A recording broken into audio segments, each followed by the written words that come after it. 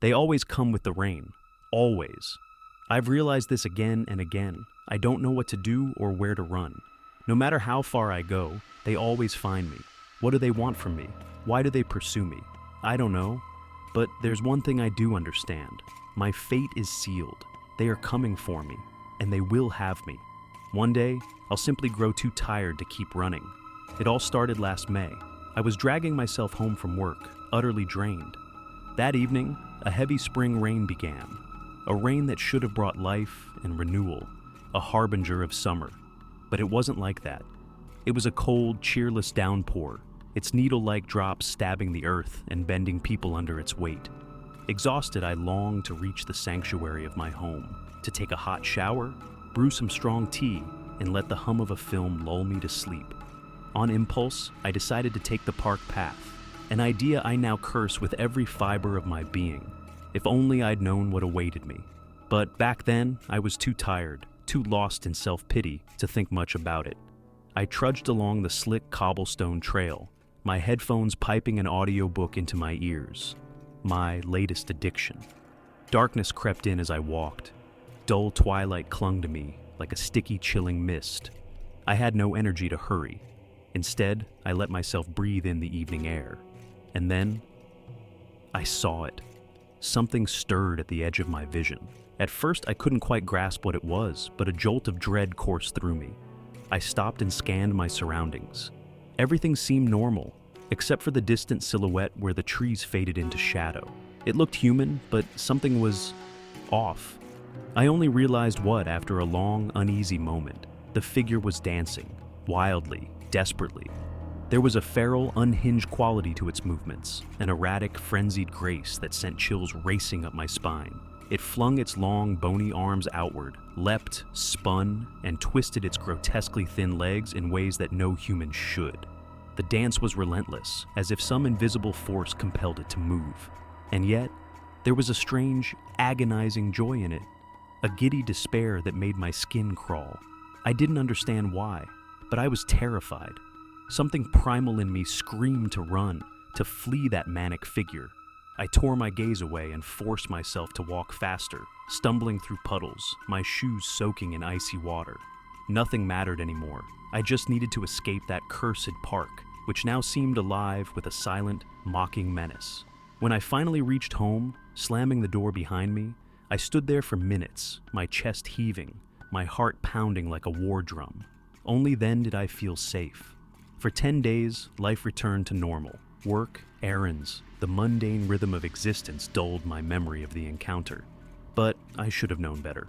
My relief was short-lived. It was a Saturday when I saw them again. Not one, but three. The rain was tapping at my window as I gazed outside, watching the sunlight break through storm clouds and faint golden streaks. My eyes wandered to the small park below my apartment and froze. There they were, 3 figures, dancing. Their movements were chaotic, exaggerated, grotesque, a drunken parody of ballerinas at a rock concert. I could almost hear their laughter, a high-pitched, maniacal sound, even through the glass. It was laughter soaked in pain and twisted joy, the laughter of the damned. I stumbled back from the window, trembling, but even as I tried to shut it out, I swore I could still hear that laughter, faint and sharp, woven into the patter of rain. That night, I barely slept. My dreams were plagued by visions of cracked earth beneath a crimson sky. Hunched, deformed figures with unnaturally long limbs danced in a circle around me, their howling laughter echoing in my skull. I couldn't escape, and worse, I began to dance with them. My body moved of its own accord, twirling, jerking, leaping as despair clawed at my soul.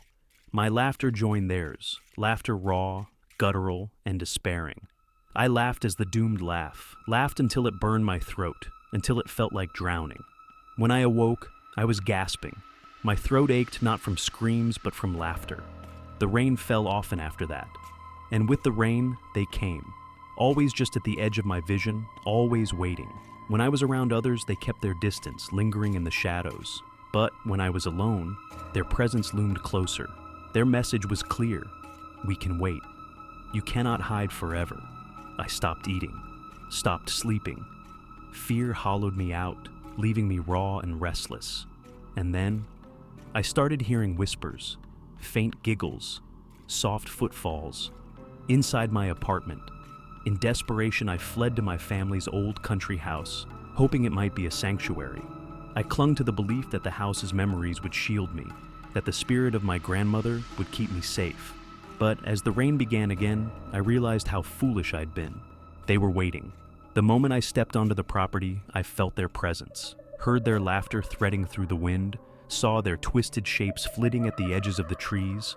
I ran for the house, slamming the door behind me, locking every bolt.